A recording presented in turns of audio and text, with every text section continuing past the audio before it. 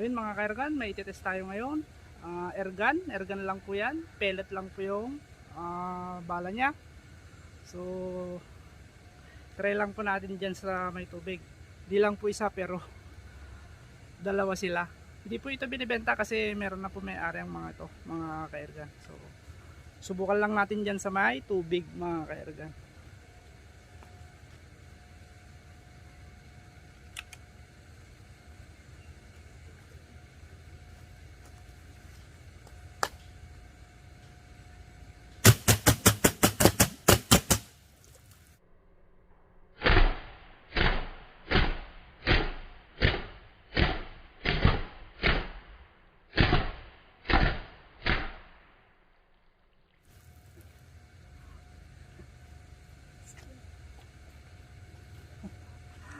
Ayos mga kaergan, ayos na ayos.